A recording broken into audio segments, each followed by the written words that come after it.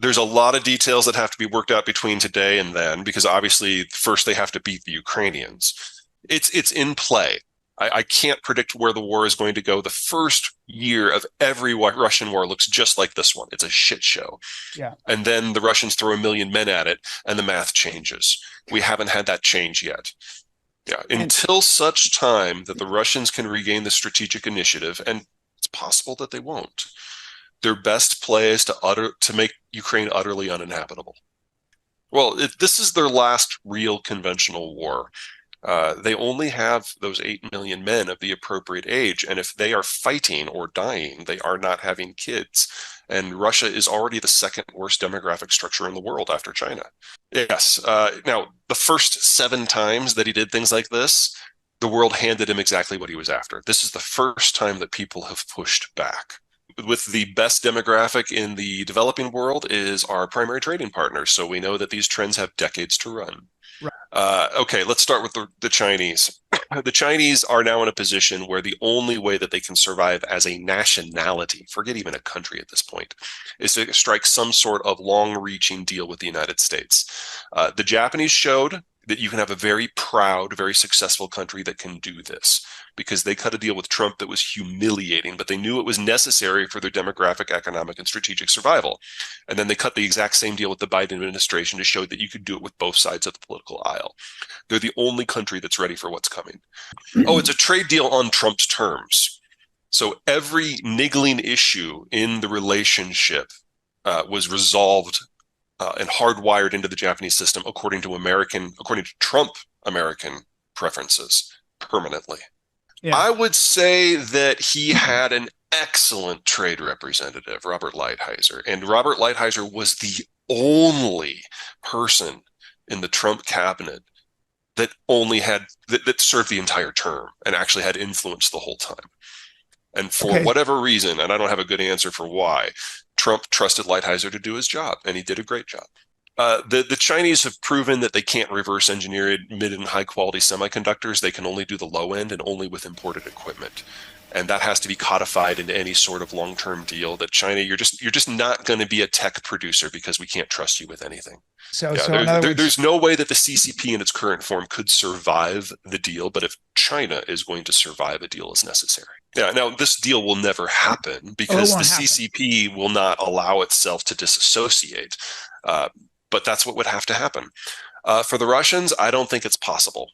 There is no way to have a Russia that is secure and to have Russian neighbors that are secure. And the Americans have already chosen to ally with most of the neighbors, even before the Ukraine war started. Partially, Afghanistan? there's a lot of examples. The Russians will probably disassociate into 30 or 35 warring principalities, and that will just kind of become not so much a no man's land, but a shifting feudal conflict zone. In the case of China, the northern third, the North China Plain, that'll probably descend into kind of a neo-Maoist tyranny, complete with the famine.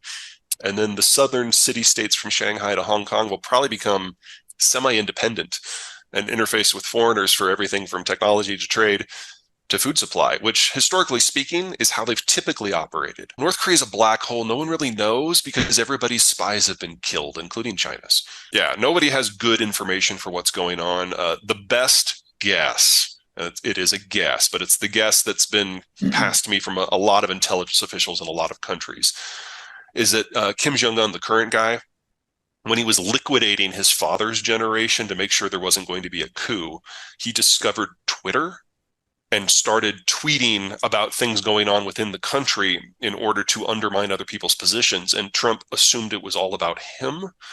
And that's where the fire and fury stuff came from. Is Trump assumed fire and fury meant Trump, and it really meant Pyongyang. And so Trump was like, well, I've got a bigger button. I can have more fire and more fury. And the Chinese found out about the fact that the Kim administration in North Korea was trying to calm the Trump administration down, which was leading to a conversation, which was leading to a summit. And the Chinese kind of lost it. And so they drug the younger Kim to Beijing to yell at him. And when it became apparent that they couldn't talk him out of meeting Trump, they put him in a little kiddie chair. And then they put Xi behind his big imperial desk with a booster chair so he could lecture down to the wayward province. Oh my And God. The Chinese loved it because it was very imperial. But Kim, on his way home, was like, call Trump, tell him that the summit's on. We're never talking to these fuckers again. They don't. No. It's like they are their largest trading partner, but they don't trade. So that really doesn't mean anything. North Korea is its own thing.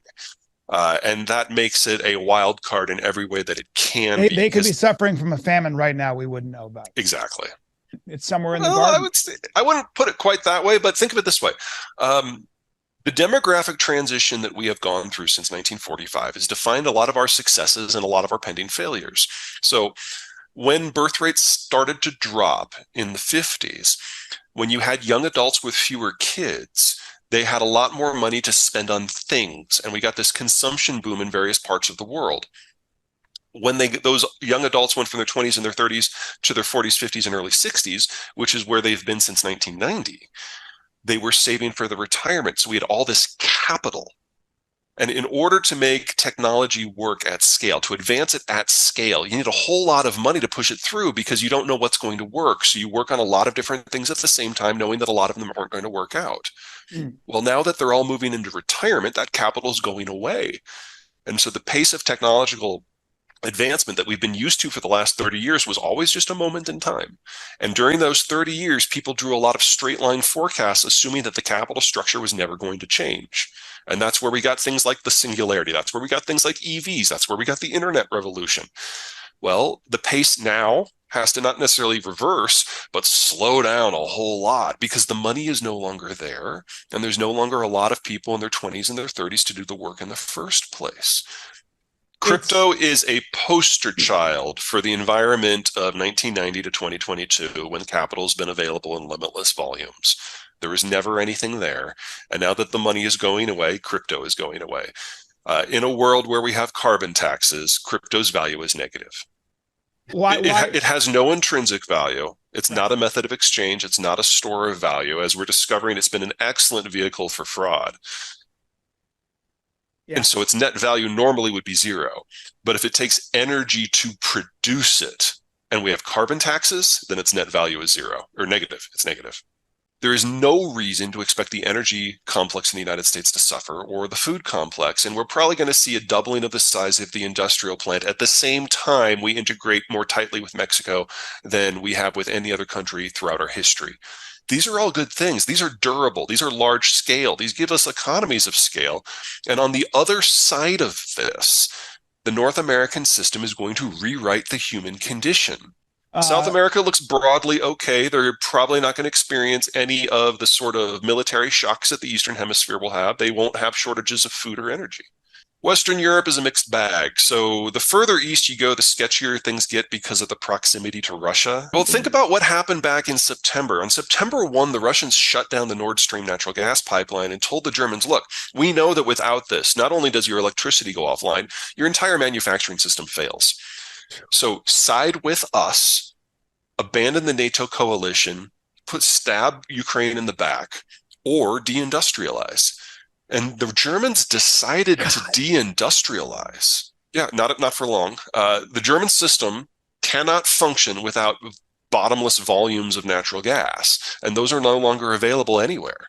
For her entire 10 years, 12 years, as chancellor, she was buying time in order to not have to face this decision. And she was lucky enough that it all went down weeks after she stepped down. Well, the Germans never had the capacity to impose a replacement system. All she could do was operate within the parameters of the environment she was in. Because, you know, the world, when it hears that Germany is taking strong military and economic policies, we all get a little twitchy. Yeah. For good reason. I mean, so she knew that. So she did what she could with the resources she had, and she generated what turned out to be a German golden age. But it was never for forever. Germany ceases to be a significant power. Poland, if they can figure out the security and the energy question, Poland's got a good 20-year run. But their demographics are not all that much better than the Germans or the Russians. Play nice. And remember, there's two scenarios of how this war ends. War number one, where the Russians do